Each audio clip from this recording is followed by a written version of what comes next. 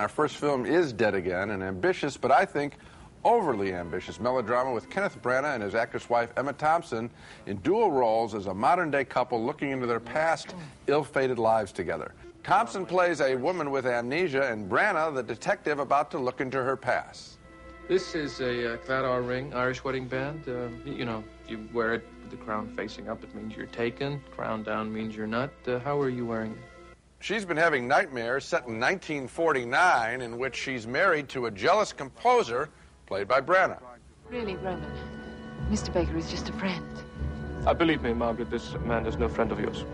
I know this is none of my business, but Margaret just needed somebody to talk. That was Andy Garcia getting punched. Back and forth goes the action, with Thompson and us getting more and more clues about her past life. That was Roman Strauss. That was his wife, Margaret. And that was their home. Handsome man, wasn't he?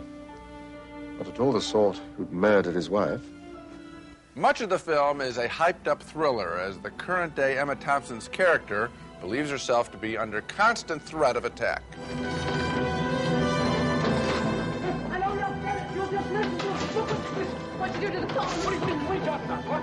The light is dead. Yeah, but it's windy out. Look, come on. The lights are probably out all over the hills. Will you Just go away.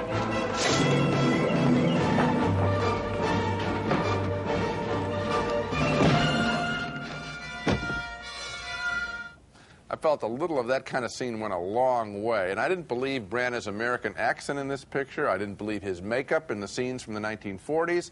I thought the entire film was overwrought from start to finish. In fact, as technically well shot as it is, both in color and in black and white, I started getting angry at this film, rejecting its manipulation of me because I thought both of Branagh's characters were heartless technical exercises. I'm in complete disagreement. This movie goes on my list of the best films of the year. You say it's too ambitious, but what he's doing here is he's letting out all the stops. He's going all the way. He's trying to make a great, overwrought, melodramatic, coincidental thriller in the tradition of Hitchcock and Orson Welles and people like that. Right. He alternates between black and white and color. He alternates between the past and the present. He has two people playing dual roles.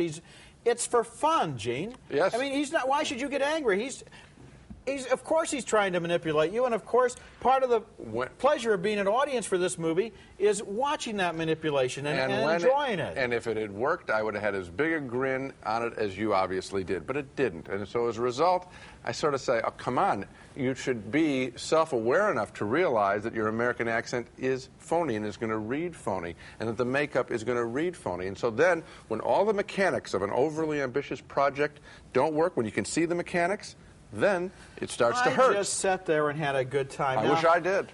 I never even noticed his accent. I'm sure Olivier didn't have a great American accent in some of his movies either. Who cares? Well, this movie is just fun to enjoy and to go with, to watch somebody trying to do something different and something ambitious instead of just grinding out another formula. I like to see people try things. I prefer to see them succeed. I didn't have a better time all this summer, I don't think, at a movie than I did at this one. Did you really think you were just going to walk in here and shoot me? You thought that, didn't you? That was the plan. Yeah, that was the plan. Mickey Rourke and Don Johnson there play a couple of modern-day desperados in the gentle Western parody Harley Davidson and the Marlboro Man, a film in which I had an unexpected good time. I had heard only negative things about this film in advance. I saw it coming off of a vacation at 10 o'clock on a Monday night after having driven a couple hundred miles, and yet this picture got under my skin. I enjoyed its droll sense of humor and the friendship between the two lead characters. Mickey Rourke, who always takes chances, plays a motorcycle nut called Harley Davidson, here coming to the aid of a modern-day damsel in distress, a convenience store clerk. You know, this really pisses me off. Your store's got such nice, clean, filtered fresh air, and it just takes a couple of scumbags to stink it up. You know, if I had a nickel for every time that some piece of pointed a gun at me, I'd be a rich man.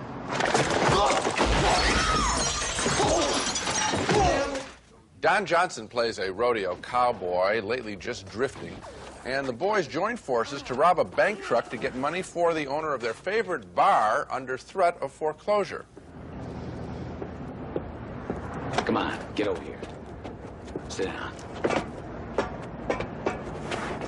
Guns are made to be shot, Harley, not thrown. The film has a lot of fun mimicking other westerns, including the cliff jumping scene from Butch Cassidy and the Sundance Kid. It's the only way, man. I don't care. Well, I'm gonna do it. What? You're gonna get shot up here. Well, you're gonna get smashed down there. Hey, man, I'd rather be smashed than shot. Not me. You stay up here and you get shot and die. I owe you that.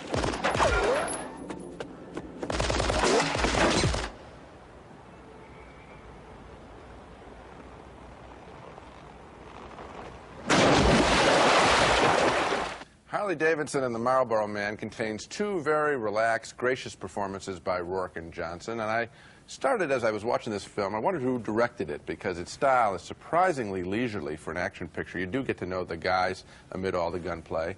And the director turns out to be Simon Windsor, who made TV's much praised Lonesome Dove.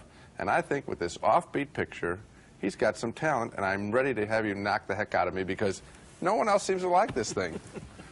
And you didn't either. Anyone who goes to see this movie instead of Dead Again is going to be making a bad mistake. Well, but just deal with this picture. I mean, they want to save their favorite bar, which has just had its lease put up to $2.5 million. Right. And so they're going to steal the $2.5 million from the bank that controls the lease. Well, that's real good. I'm you sure were watching. The bank will be happy to have its money back again. Okay.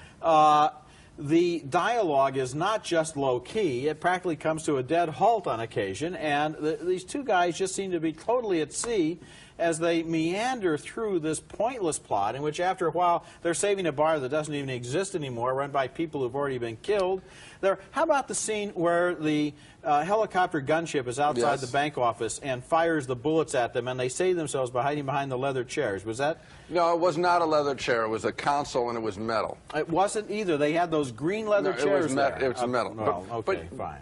Now, you're a big Mickey Rourke fan. Yes, I am. I like Mickey Rourke. I know. Don't you think he took an interesting step with this picture? I think he would have taken a more interesting step if he made a different picture instead. There is something there that's nice. This does not go in the canon of the great Mickey Rourke. You didn't like Barfly, and you like this. Right. I mean, I'll stand behind my Mickey Rourke pictures, and you take your Mickey Rourke picture. I'll take it. What was your first reaction on being elected Pope? Well, I told him there'd been a terrible mistake. That's Robbie Coltrane from Nuns on the Run and another clergy comedy, this one called The Pope Must Die. And this film has achieved a little notoriety about whether its newspaper ads would contain the film's entire title, but I can tell you this picture isn't worth the controversy. It's not very funny in its story of murderous intrigue in the Vatican with crooked Vatican clergy mixing it up with crooked Vatican bankers and corrupt businessmen in an effort to control the Roman Catholic Church. Alex Rocco from The Godfather plays a conniving cardinal trying to put in a puppet pope to replace the one who has just died as he addresses a deadlocked college of cardinals. Is this the guy who says, yes, I'm the Pope and no one kicks my church around? Huh? Is this the guy who's gonna fill your empty churches? Through a mistake, however, the word goes out that another man has been selected, a simple country priest, played by Robbie Coltrane. His superior can't believe he's been chosen. I love the Catholic Church, Albanese. And if anything happens to it, I'll come looking for you. Back to the forces of darkness, led by corrupt businessman Herbert Lom, dressed like he works in the Black Forest, but his name is Vittorio Corelli. How could such a thing happen? Who is responsible for this?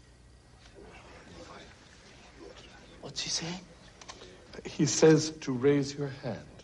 The style of The Pope Must Die is crude humor, and it's supposed to be funny because foul language is being said in the Vatican of all places. But the gags are tiresome, and the storyline about the new Pope being a good guy is, well, it's as predictable as it could be. I didn't like this movie one bit, and I sat there trying to analyze my feelings because, you know, as a Catholic, I must admit, I enjoy humor about the Catholic Church. Obviously, there is humor to be found there, and I think the problem was you have to take something seriously in order to kid it. And if you only see it as a target to throw darts at, if you don't believe that there's any underlying reality or any underlying significance, then it doesn't have any importance, and so what does it mean that you've deflated it? They're just taking strange costumes and strange rituals and using them in order to... They're trying to have fun. They're trying to have fun with the Vatican Bank, and the picture pays off with money being given to the poor of the world. Okay. Big deal, yeah. But, well, you could take that. You could make a wicked comedy. Well, you could. This isn't wicked. This is just foul-mouthed and not very funny.